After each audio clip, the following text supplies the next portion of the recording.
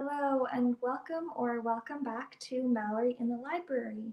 Today we're going to continue to celebrate Black History and Black History Month with some books about science. And so we have some great stories about a lot of real life people, and we're going to start though with one book that's a fiction book, so that means it's not based on a real life story. And this one is called Ada Twist, Scientist. It's written by Andrea Beebe and it's illustrated by David Roberts.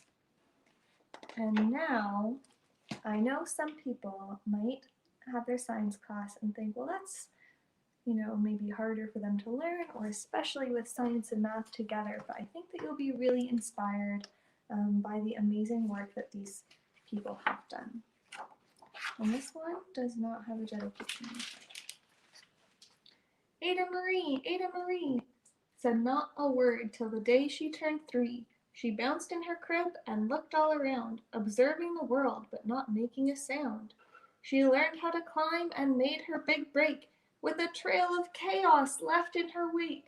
She ran through the day chasing each sound in sight, and didn't slow down till she conked out at night. It looks like she's made this very interesting path. Her parents were frazzled, but tried not to freak, as Ada grew bigger and still did not speak. Clearly, young Ada, with lots in her head, would have something to say when it ought to be said.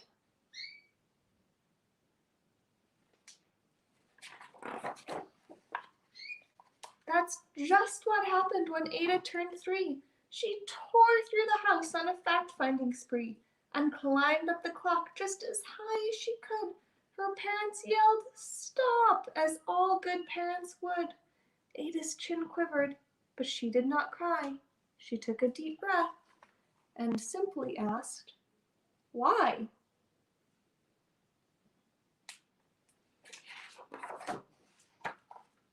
Why does it tick and why does it talk? Why don't we call it a granddaughter clock? Why are there pointy things stuck to a rose? Why are there hairs up inside of your nose? She started with why, and then what, how, and when. By bedtime she came back to why once again. She drifted to sleep as her dazed parents smiled at the curious thoughts of their curious child, who wanted to know what the world was about. They kissed her and whispered, "You'll figure it out."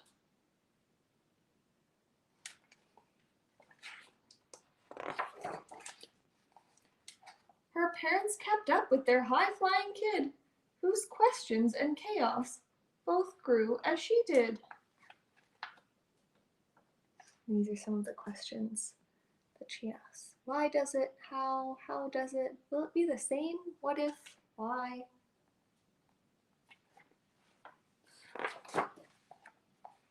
Even Miss Greer found her hands were quite full when young Ada's chaos wreaked havoc at school. But this much was clear about Miss Ada Twist. She had all the traits of a great scientist.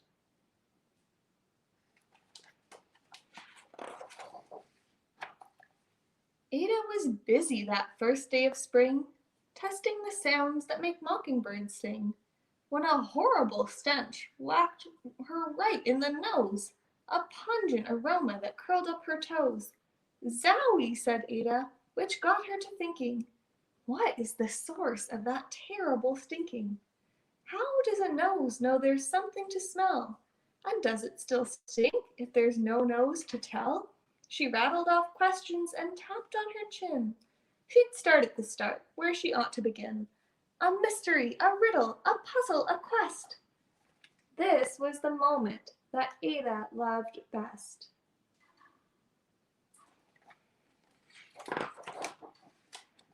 Ada did research to learn all she could of smelling and smells, both stinky and good.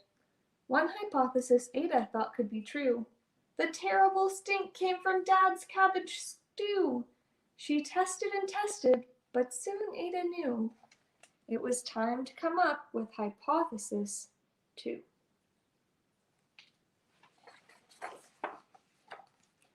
Then Zoe, the stink struck again just like that. Hypothesis 2. It's caused by the cat. The cat couldn't make such a stink on its own. It needed perfume and some fancy cologne. So young Ada tested. The test was a flop. She started again, but her parents yelled, "Stop!" And she probably should not put the cat in the washing machine. Ada Marie, to the thinking chair now, by the time we count 3. Enough, said her mother. That's it, said her dad. Her parents were frustrated, frazzled, and mad. Why? Ada questioned. Her mother said no. What? Ada queried. Her father said go. You've ruined our supper. You made the cat stink. Enough with your questions. Now sit there and think. She looked at her parents. Her heart turned to goo. Poor Ada Twist didn't know what to do.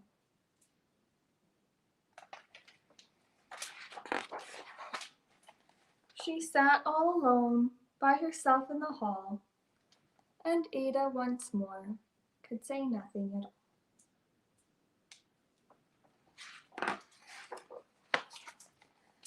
And so Ada sat, and she sat, and she sat, and she thought about science, and Stu, and the cat, and how her experiments made such a big mess.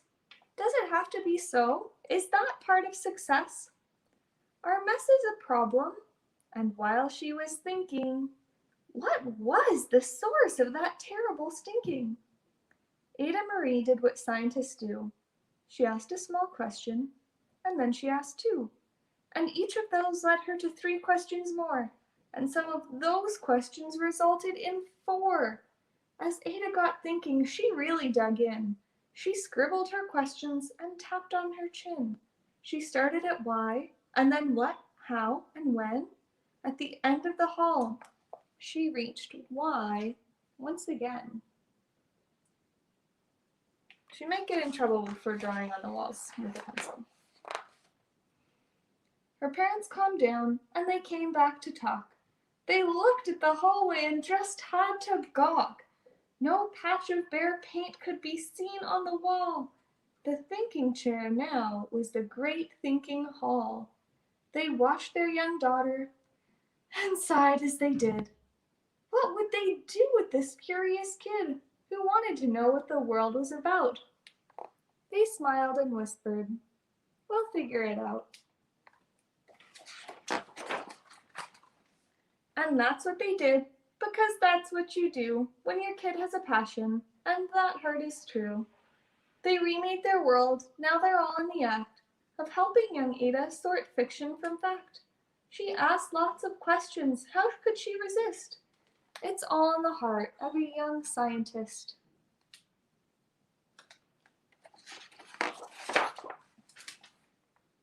And as for that smell, what can Ada Twist do but learn all she can with her friends in grade 2? Will they discover the stink that curls toes? Well, that is the question.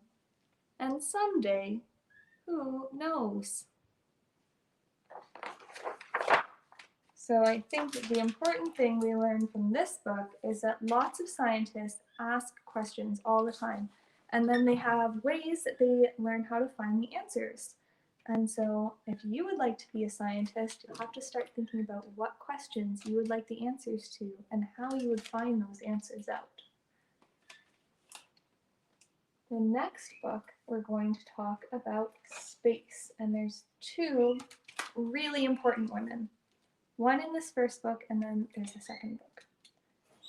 So this one is called Counting on Catherine, How Katherine Johnson Saved Apollo 13.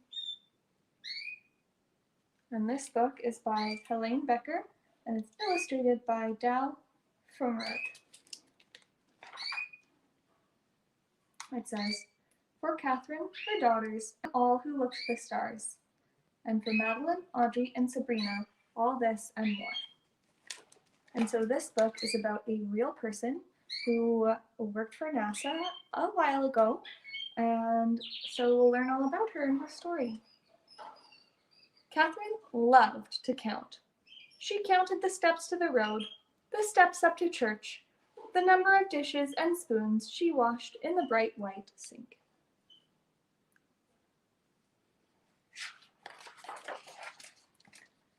The only things she didn't count were the stars in the sky. Only a fool, she thought, would try that. Even so, the stars sparked her imagination. What was out there? Catherine yearned to know as much as she could about numbers, about the universe, and about everything. Catherine's boundless curiosity turned her into a star student. She was so bright she skipped 3 whole grades, and she catapulted right past her brother. He was not too happy about that.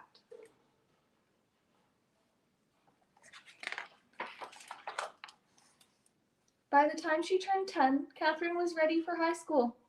But back then, America was legally segregated by race, which meant that some kids were allowed to go to some school and some kids were only allowed to go to other schools, and that they were separated by the color of their skin, which was very sad and wrong.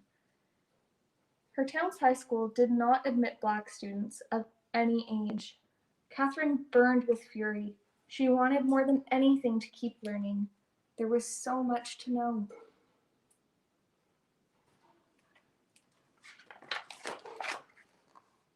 Count on me, Catherine's father told her. By working night and day, he earned enough money to move the family to a town with a black high school.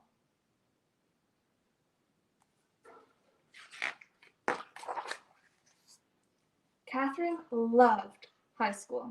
She was good at every subject, but math was still her favorite.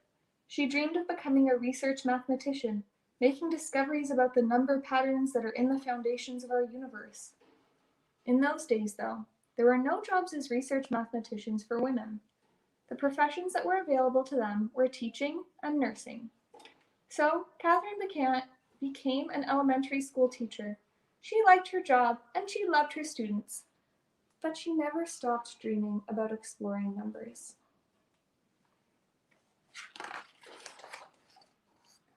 In the 1950s, the U.S. government's National Advisory Committee on Aeronautics, NACA, hired thousands of new employees. It even started hiring black women as mathematicians. Catherine heard about the mathematician jobs, and her heart raced with excitement. Perhaps her dream could come true after all. But when she applied for one of the positions, she was told they were already filled. Catherine had to wait a whole year until new spots opened up. But her patience paid off, and she got the job.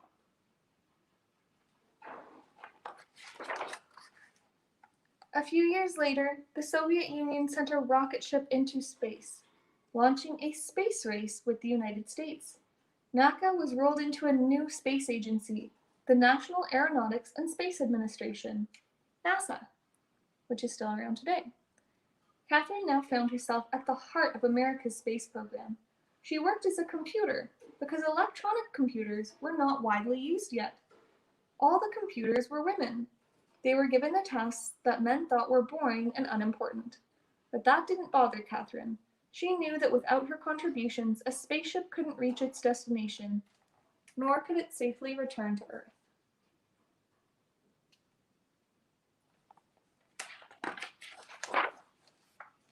Here's why. Sending a rocket ship into space is like throwing a ball into the air. First, the force of the throw sends the ball up, up, up, but as its energy runs out, the ball's path curves back towards the ground. Where it lands depends on what angle it was thrown and how high and how fast it flew.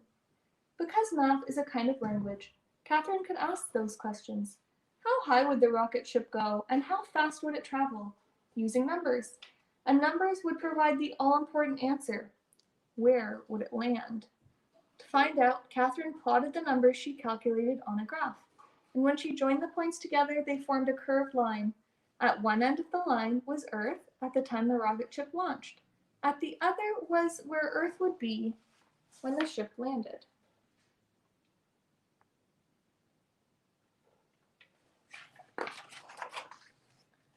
Catherine's reputation for accuracy and strong leadership skills, she was known for asking plenty of questions, got her promoted to Project Mercury, a new program designed to send the first American astronauts into space, though I should let you know that they were not going to Mercury. Mercury's missions were going to be dangerous, so dangerous that even the project's star astronaut John Glenn refused to fly unless Catherine okayed the numbers. "You can count on me," she said. Glenn's spacecraft, the Friendship 7, orbited Earth 3 times and returned home safely, and Glenn became a national hero.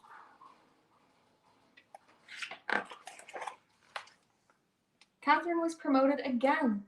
Now she was asked to calculate the flight paths for Project Apollo, the first flights to the moon. "Count on me," she said. On July 20th, 1969, the Apollo 11 astronauts walked on the moon, and their feat was celebrated around the world. More triumphs followed. Apollo 12 rocketed to the moon in November of 1969.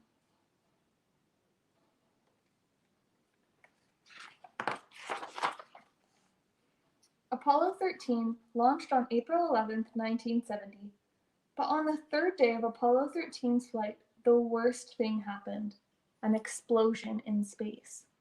Could the spaceship make it to the moon? And if it didn't, would it be able to get back home to Earth? The 3 astronauts on board were in grave peril. Commander Jim Lovell told Mission Control, "Houston, we have a problem."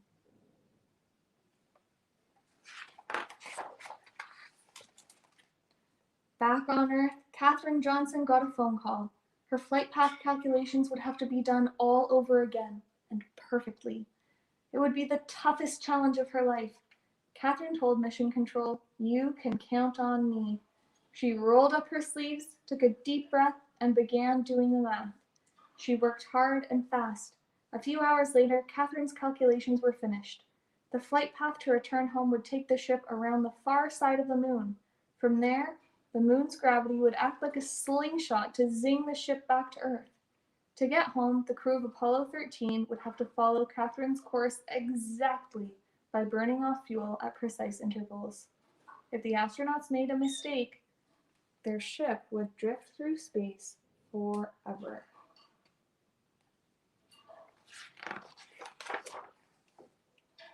Catherine waited anxiously to hear the astronauts' report. Finally, it crackled over the loudspeakers. "We've got it," and Apollo 13 was back on track.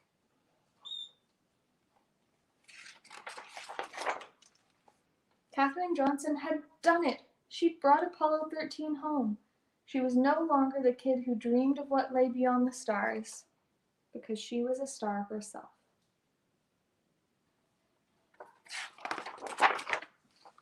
And so this is some more information about Catherine. Unfortunately, Catherine Johnson, she was very old and she did pass away last year, but they also made, some people made a movie about her life called Hidden Figures. Maybe your parents have seen that movie, and maybe one day you will too. But she's a very important woman. And similarly, we have a story, it's called a biography. That's when you have a non-fiction or real-life story about a real-life person. And so this is a story about Mae Jemison, who went into space. So this is just a short one, so we'll read it pretty quickly together. Would you like to be a star or travel to the stars? Mae Jemison did both. The Space Shuttle Endeavour blasted off on September 12, 1992, and Jemison was one of the astronauts on board. She was the first African-American woman to travel in space, and she was a star. Jemison was born in 1956 in Decatur, Alabama, but grew up in Chicago, Illinois. Jemison liked learning new things when she was a child. She liked to read, dance, and figure out how things worked. She saw the first astronauts walk on the moon when she was 13, and this made her want to be an astronaut too. Jemison wanted to make her dream come true. She studied hard and finished high school when she was only 16. She went to college to learn to be a chemical engineer. After college, she went to medical school and she became a doctor. Jemison joined the Peace Corps when she was 26 years old. The Peace Corps sent her to Africa, and she worked hard to bring medical care to poor people. 2 years later, she returned to the United States because it was time to make her dream come true. Jemison wanted to join the astronaut program. 2,000 other people wanted to join the astronaut program too, but only 15 people would be chosen by NASA. Would Jemison be one of them? Yes. NASA told Jemison that she could train to be an astronaut. Jemison worked hard for 4 years. She learned to fly a jet. She learned to use a parachute, and she learned how to stay alive in wild places. In 1992, Jemison traveled in space for 8 days. And there was another woman on that mission as well as Jemison. Jemison did experiments in space. She wanted to find a way to keep astronauts from getting sick in space, and she wanted to find a way to keep their bones strong. The shuttle went around Earth 127 times. When Jemison looked at Earth from space, what do you think she saw? She saw Chicago, the place where her dream began. Jemison left NASA to start her own company in 1993. She wanted to teach people in poor countries how medicine and technology could make their lives better. Mae Jemison showed everyone that dreams can come true if people work hard to be the best that they could be. And so then there's all the pictures together with some words that were maybe new to people in this book. So because I have 2 more stories and we're already close to the end of our time together, next week we will continue to read stories about space and science and some amazing people who have made these things accessible for all people. We have one book by Neil deGrasse Tyson, who is a famous astronomer, and that will be very fun to share. And then we have another one called Ron's Big Mission. Oh, there we go. And that will be very fun to share too. So if you were inspired by learning about our science books and scientists and space today, I would really encourage you to ask a parent to go to the Ontario Science Centre website.